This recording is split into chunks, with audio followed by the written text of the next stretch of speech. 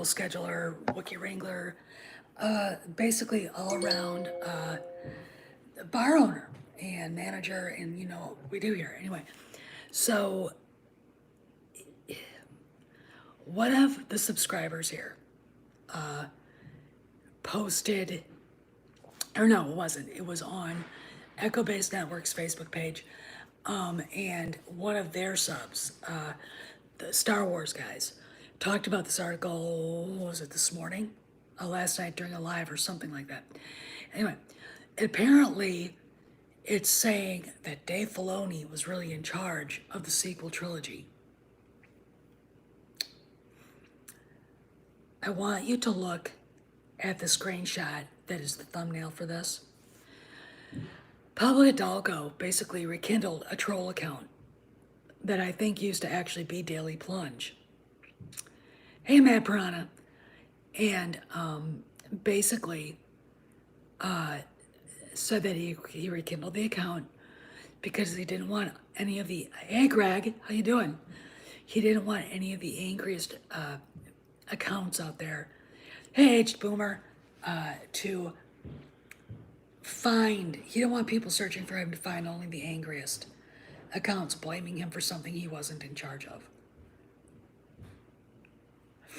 Let me tell you what's wrong with all this, because it's not that difficult. I don't remember J.J. Abrams, hey Dave, mentioning Dave Filoni, ever. Dave Filoni, his only credit as far as the sequel trilogy is concerned is a few voiceover things or whatever for The Force Awakens, and that's it. That's it.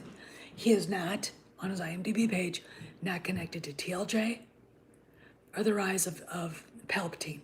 That's it. But he's involved with, he is the one being blamed for the mess that is the sequel trilogy. Okay, Rian Johnson, but I'll tell you who was.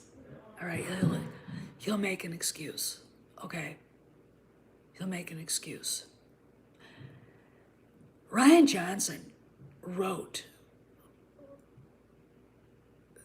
The Last Jedi in Marin County, in San Francisco, at Lucasfilm's offices, with Pablo sitting right there, okay?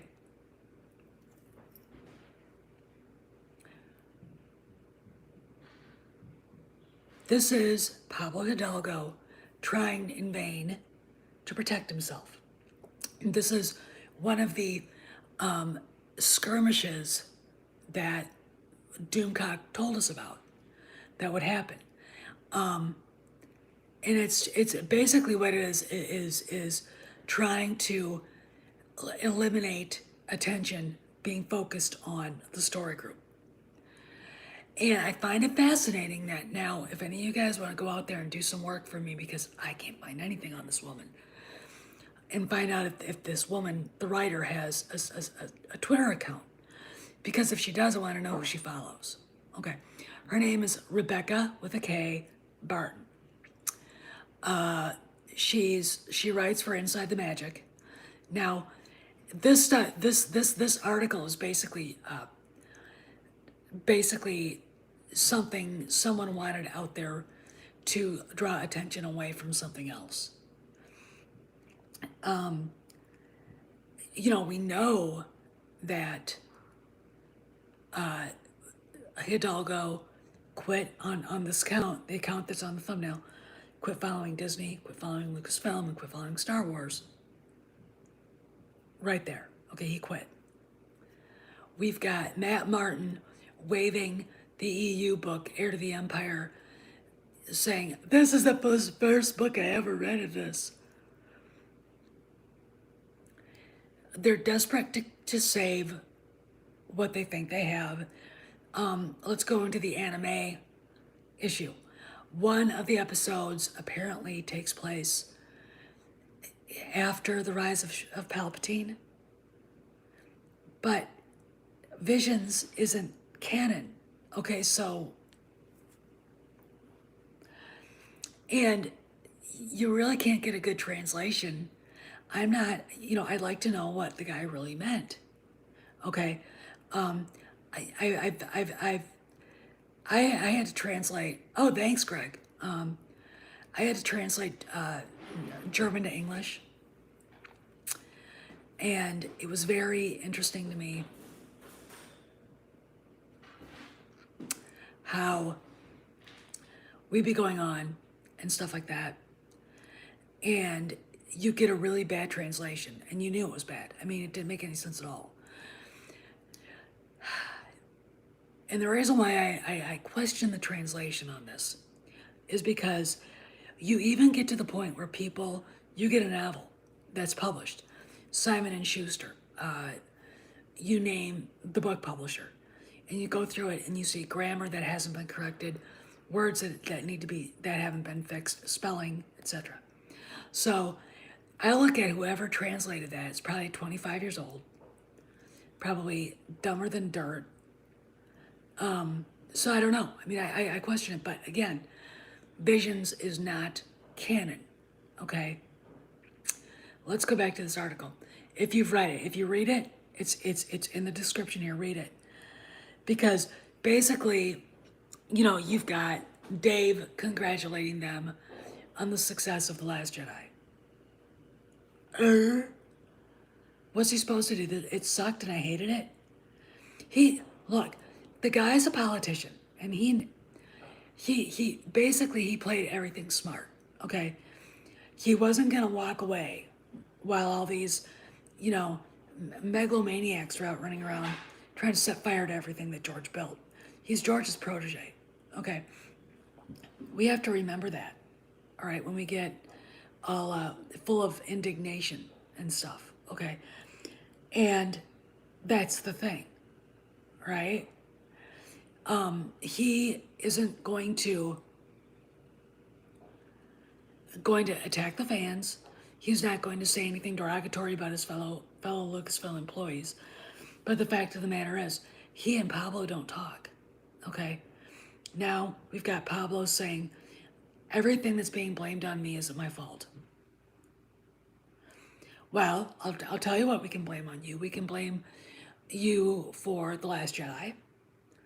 Even if you didn't write it, you were part of that. You were part of the creation of it. We can blame you for partially getting rid of the EU. You are part of that shit.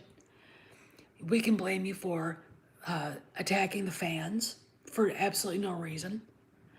We didn't like this. Okay, you're a Nazi. What? I mean, that was basically the reaction of Pablo and his fellow Story Group employees.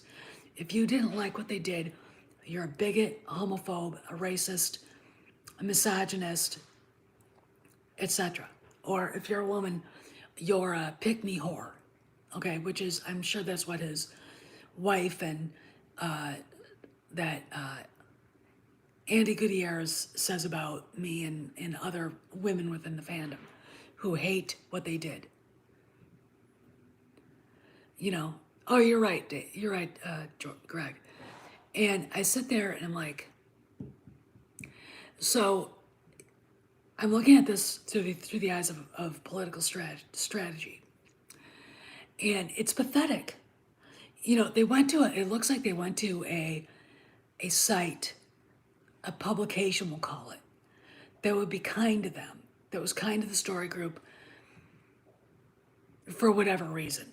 So now we've got this story that's connected here. We've got the Reddit leaks, which look like it came right off of Kathy Kennedy's desk. And we've got basically legit sources basically blaming her for everything. Now, is she to blame for everything? Well, yeah. Is Bob Iger to blame for allowing this to happen? Yeah. Is Pablo Hidalgo to blame? Yes. Okay. Why? He's incompetent. He's not a good writer. He is very, very, very sensitive to criticism. If you're into creativity of any kind, you shouldn't you know.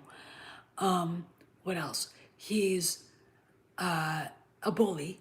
I mean, what happened to Gina? There's your. What happened to the fans? I've seen him bully. He bullied me. Okay.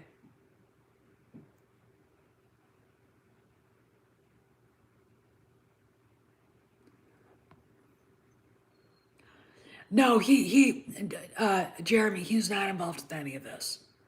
I mean, when you go look at his IMDb page, and I'll pull it up. I'll pull it up right now. Let's all look at it, because it really bothers me, and we do have people within the fandom that want to blame him, and they don't like him, and I think the reason why is because he doesn't protect the precious EU to the point of being a lunatic. I still have the dumpster fire on. Okay, The Rise of Shitwalker. Okay. Get out of Disney Plus. DB. Okay, Dave Filoni.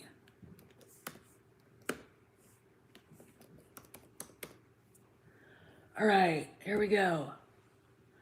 All right, so let's go in here.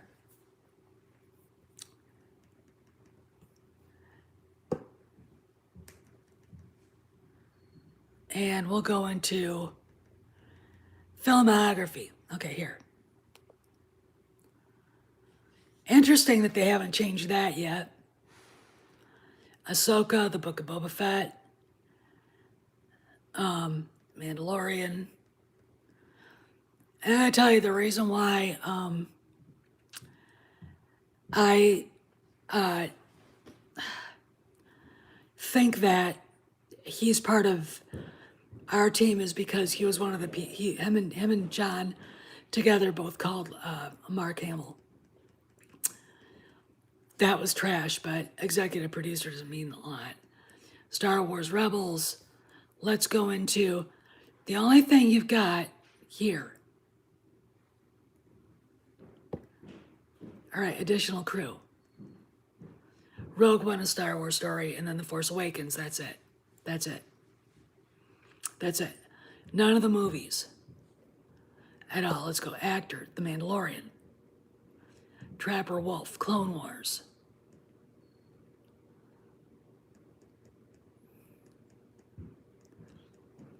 There you go. That's it. So he didn't really have any of that age boomer there, from what Doomcock said, is they're putting that into the what if section too. And they almost have to, because it didn't make any money. It just it didn't. It lost $250 million. I mean, I can't. They say 80, and I think that's just to assuage the fears of the investors, but it lost a lot more than 80. Okay, it lost a lot of money. I mean, it was horrendous, on steroids, horrendous. So, we can't assume. Oh, she's looking for work. She's an Angry Rush fan. She's just looking for work. I mean, and I'm sure what's interesting is I think a lot of times these actors, PR people, jump in and start saying stuff. Now, I find it fascinating that awful Aaron Yucks PR people haven't said a word about that. Very interesting. But I really do think that they're going to put it, that's going to go into the what if section too. And the reason why is no one liked it. It didn't sell anything, and it wasn't good enough to showcase that character, which is what they were trying to do, and it failed miserably. And I think the reason why is, what's really interesting to me is think about, I can't sing. I don't know what my husband's got going on in there, but I hope you guys can still hear me.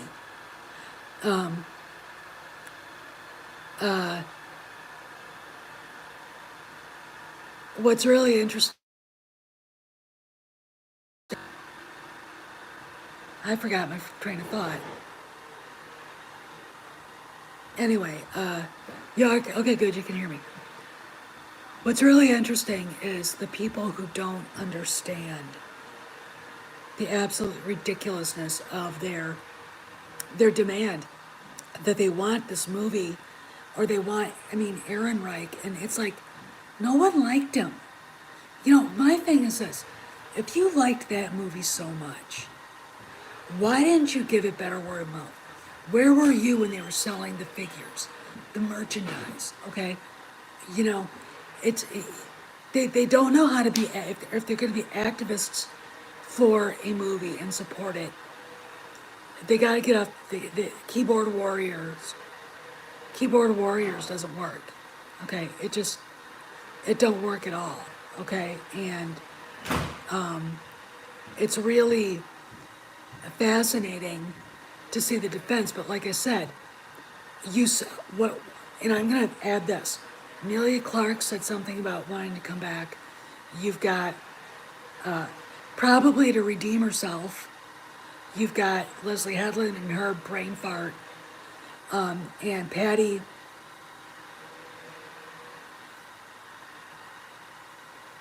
You know, oh, I thought the mall reveal was stupid. You know, I disagree with bringing him back in any way, shape, or form. I really, really do. I mean, he died. Obi-Wan killed him. You know, we didn't need a rematch between them either. I looked at when I watched basically the comeback of Maul in that Clone Wars episode. I was like this. That's the only way you can be, because it's like, why are they doing this? I think if a character is dead, like Maul died, then he's dead, and they need to leave it that way. They need to let it go. Okay, they didn't. Fine. I didn't like it. Okay, just didn't like it. I thought it was stupid. But no, I think most of the stuff that you're seeing from the actors and showrunners and directors like Patty Jenkins is they're PR people. They're trying to get attention to get their projects given the green light. Oh yeah, they should have, but if they do what, yeah, I know. It's one of those things where it's like, George, really? My thing is this: as long as I do Han, Luke, and Leia right, I don't care. I think it's silly, but I don't care. But still, it's like, can we have a different bad guy? Can we, Hail Sakori. So anyway, but it's really interesting to me watching the PR stuff, and now we've got this article that's obviously very flimsy circumstantial evidence, but it still is evidence. Somebody trying to get back at Filoni. And it's very interesting to me. It's obviously Pablo, and it's obviously the story group. My thing with him is, I think, oh yeah, Matt Piranha. I think this.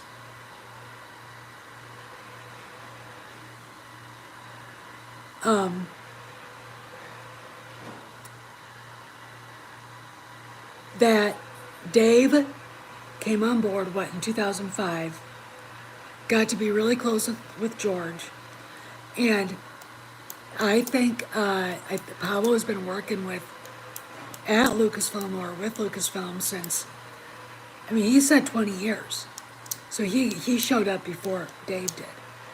And Dave did a lot more. He was given a lot more responsibility. He listened to George. He was George's protege. He was his Padawan. you know, there's a bit of jealousy there. And when the shit hit the fan, Dave kept his mouth shut. Dave knew what they were doing was wrong. And, he just watched Pablo take enough rope to hang himself and the story group. And they know it. They know October's coming fast, man. We've only got, 70 some days till Halloween.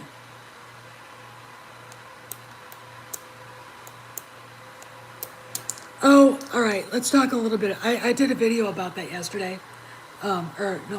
Yesterday. I can talk a little bit about that. First off, I'm not against Leia being in it as a little girl. What I'm against is casting this girl because her eyes are the wrong color. I'm OCD about getting it right. I saw her, I looked at her eyes and said, she doesn't look anything like Harry. There's nothing about Leia about her. I mean, her eyes are as blue as my shirt. And, when you think about Leia and you think about what Harrison said to Carrie one time, you have the balls, or what do you say, the eyes of a doe and the balls of a samurai. Blue eyes aren't doe eyes. Okay, they're not. So, I'm sitting there going, I don't like this casting. Yeah, it is. I mean, I'm not. So, this is my thing. Hopefully, they'll do something to make her eyes look dark, or she won't be in it much. You might see her once and not up close. It sounds like Jimmy Smits is going to be in it.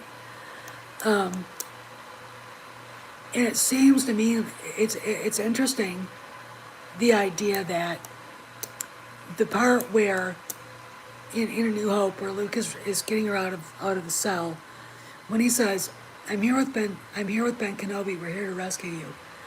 And she jumps up and she said, Ben Kenobi. So there is a familiarity with Ben Kenobi that she has that Luke didn't even have.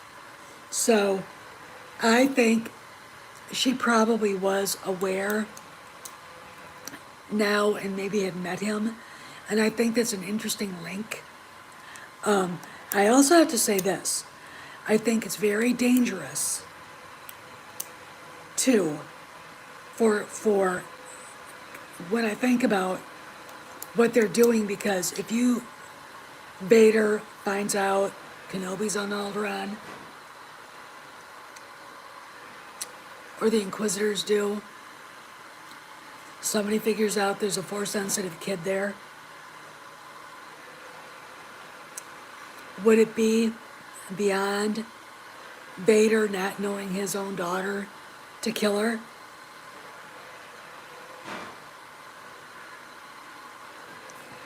A loud Force bond? Well, that would make sense too, because that would draw Vader out too. See, you gotta remember, Anakin is, yeah, and that makes sense. Anakin was extremely strong in the Force, all right? He has a virgins in the Force, is what Qui-Gon said. And he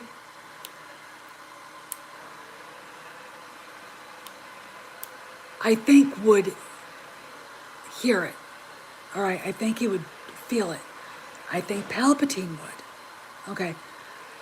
Which is very interesting. Which is very, very, very interesting.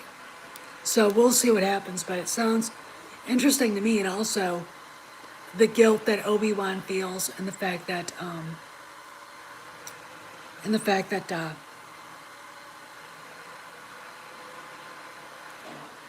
Obi-Wan and Qui-Gon, or Obi-Wan, is going through all this guilt and has dreams about Vader and Anakin every night when he goes to bed. It's gonna be very interesting. I think it's gonna be quite good. And despite it not being a Favreau Filoni project, if John is actually taking control, it now is a Favreau and Filoni project. John Favreau's protege, Deborah Chow, is the director. Okay, I'm not worried about it. All right, it's going to be very interesting. Again, I can't wait. I can't. What else is going on out there? Other than that, it's a very, we've got that. And I'll tell you something else. We got that documentary about Luke coming out, and everyone's doing, happy dance. This means a lot. Okay, this could mean the introduction of a Luke Skywalker streaming show. It could mean the introduction of a Leia streaming show, and it could definitely mean the introduction, and I really do think it means also a Han Solo one. And again, I do believe one of the 4 shows they're getting ready to get pumped up next summer or next year for the streaming service, one of them is Solo, okay? And I think Andor is going to have that big cameo because they said there were going to be classic characters showing up in Andor. Not just Vader, and not just Palpatine, but I think a lot of other people. Okay, I think Han will. I wouldn't doubt you might see Leia. They got that girl, what's her name? And she kind of looks like Carrie. They've been talking about, and now she got, they can't, somebody wrote a thing on that saying that they were definitely thinking that she was going to play Leia. They did.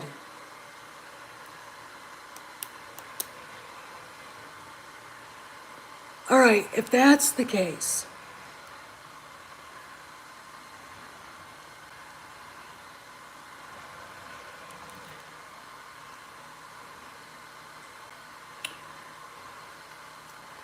and they're putting The Force Awakens and all the rest of that shit into the what if pile, we may actually see Jaina and Jason Solo and Anakin Solo. Okay? We may. That would be really cool. You might get to see all the other Jedi that were trained there, Mara Jade, and the rest of them. This might actually be really cool.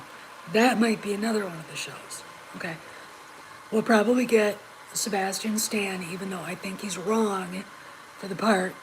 He's too tall to play Luke. And I do believe that we're going to get a different Solo. Alden Ehrenreich, they haven't announced production for Cocaine Bear, but it's still out there. And that's it. That's what he's got listed. I have to re-up my IMDb membership because then I could actually really get in there and see what's really going on. But he can't come and do a full 16 or 8 episode series right now. I mean, looks like he's busy. He's working on that. And I love it, Elizabeth Banks. He's working on her show. Fine, go ahead. We won't wait for you, okay? So anyway.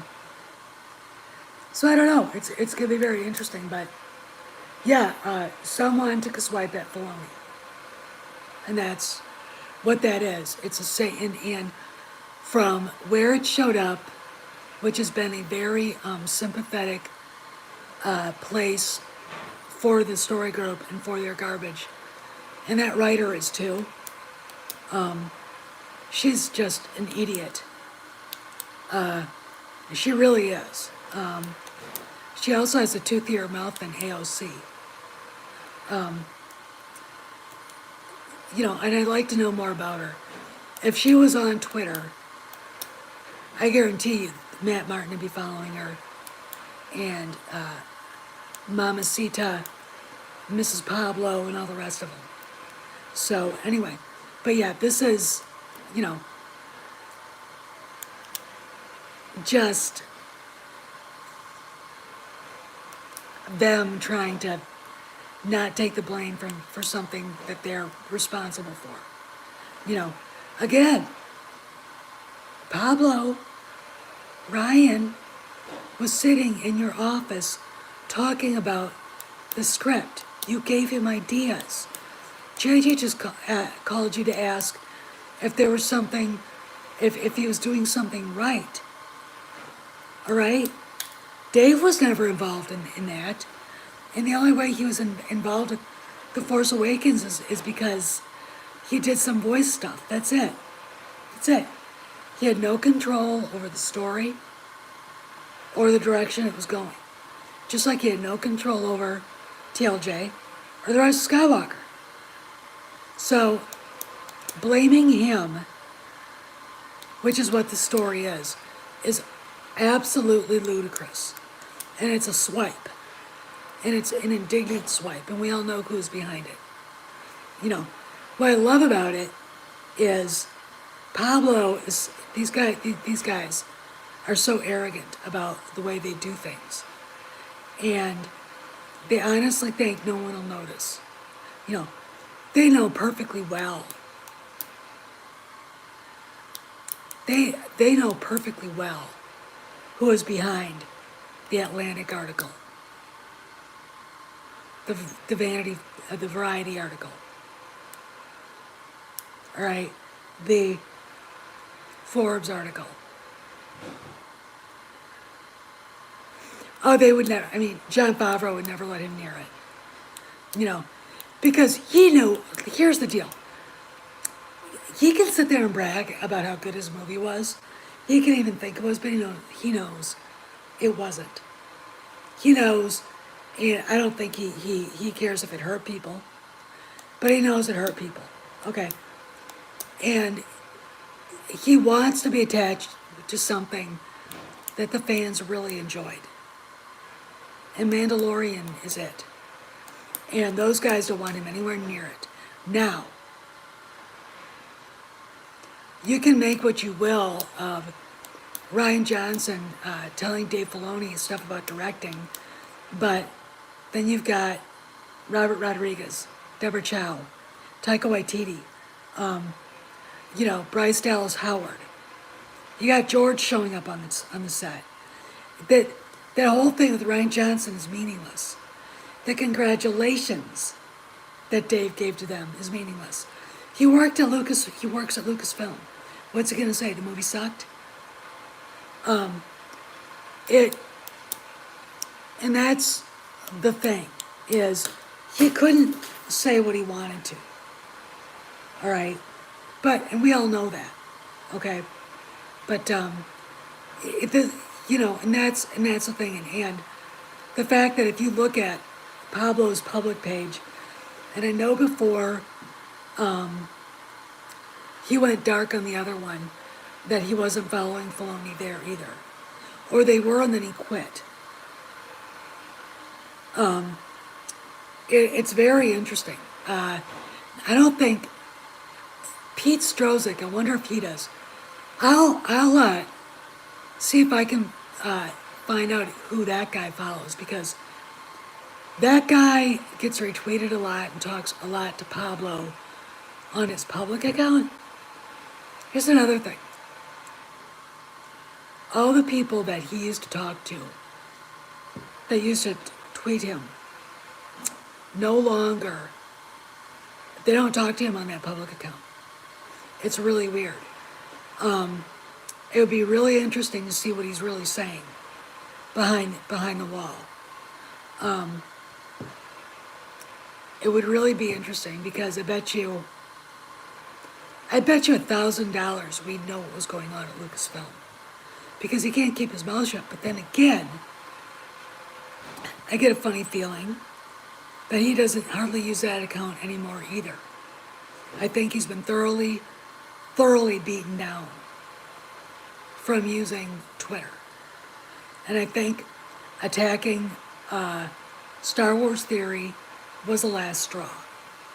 And I think the retaliation for that was going to Aunt Kathy and basically saying, you know, you know, Gina Carano is a racist and an anti-Semite. Look what she tweeted. Okay. They were just looking for an excuse, I think, and I have a theory about this.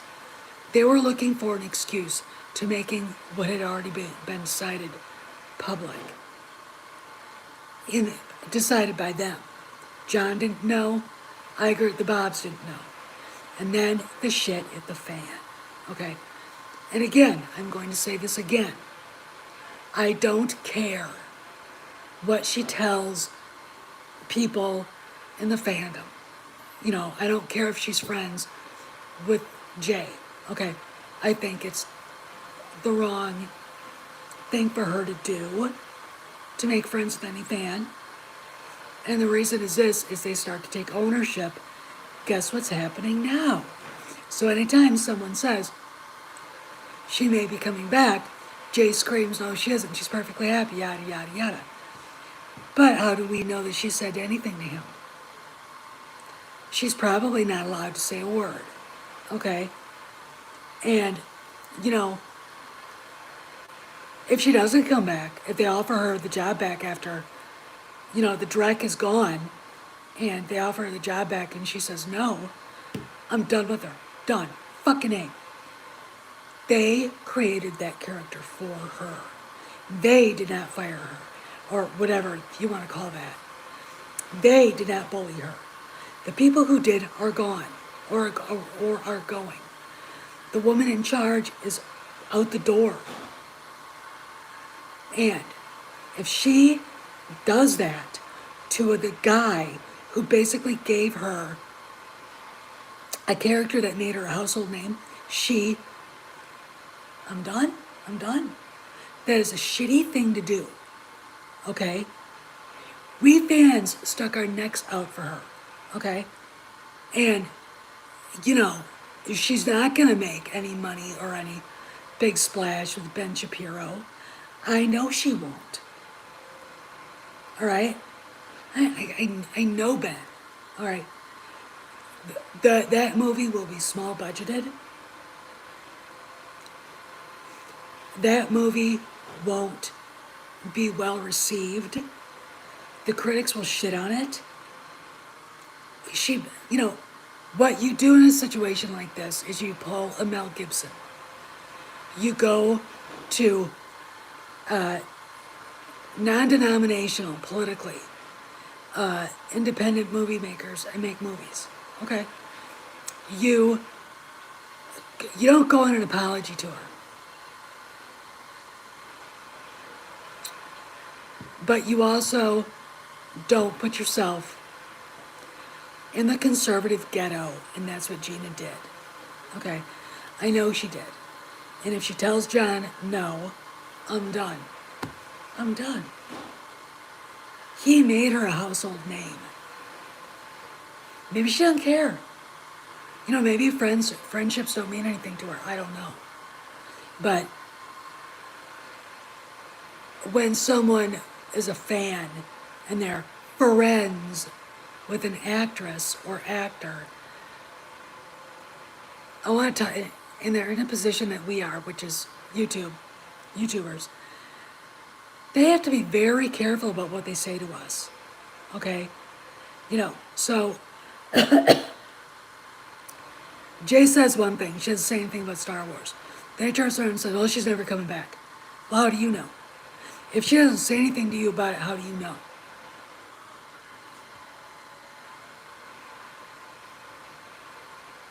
But like I said, if we find out they offered her the job and she said no, I've got a loose Cara Dune figure upstairs. I will sell it for $100, right? I'll sell it. I don't want it. Okay.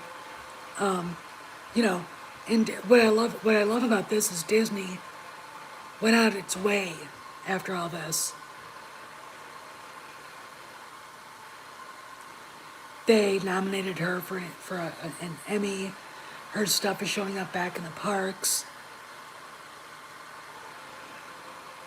You know, I don't know, maybe it was just Story Group and Kathy. You know, and a lot of people, again, they just want to attack Disney, and I'm like, look, if Disney goes away, an American brand goes away. I am not prepared to give up that, okay? I am willing to fight for it, which is what we are doing right here. Unlike the recount and all the bullshit going on with that, this is actually something we can do something about, okay? Which is why I don't talk about politics on here much anymore. Like I never did really anyway. And the reason simply is this: we can win back the culture. We can. One franchise at a time. All right? And it doesn't have to swing all the way to the right. In the Ben Shapiro, whatever area of the culture, just get it back to a place where stories can be told. Hey, Latino slant, etc., etc. Okay? That's all we want. All right? But no, I don't think that she said anything to Drunk 3PO at all about this. And because I don't think she's allowed to. I think she's under an NDA. And it's, and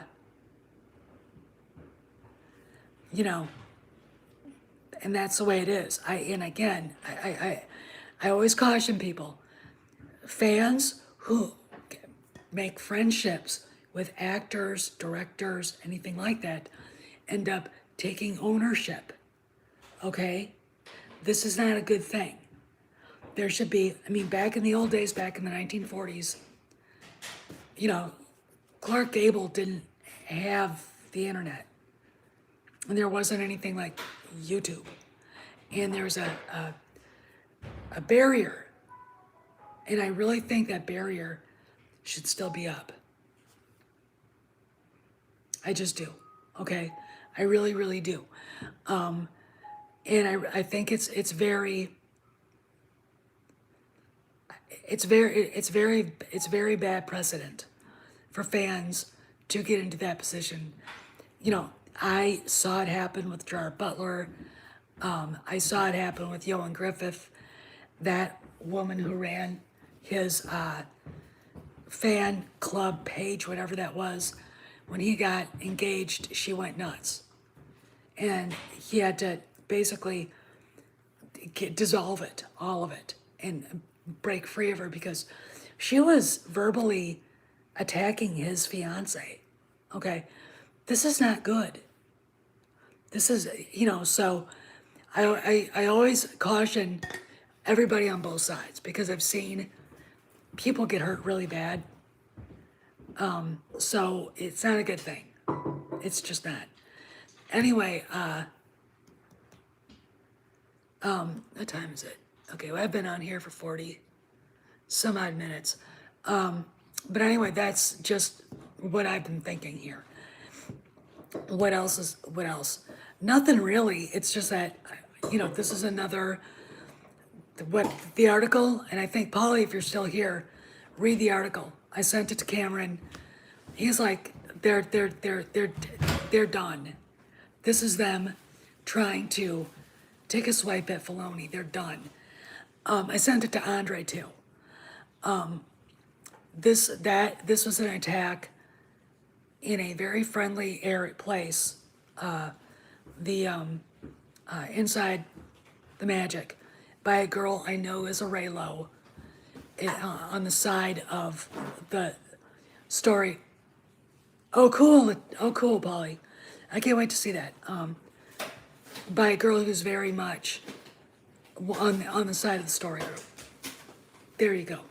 Anyway, it is almost, I've been on for 45 minutes about, so unless there's something else going on, I gotta go because I had to make dinner. Anyway, I'll see you guys around the galaxy. Behave, be good, and I'll talk to y'all later. I don't know, H Boomer. What will? I may come back later tonight and talk about it. Anyway,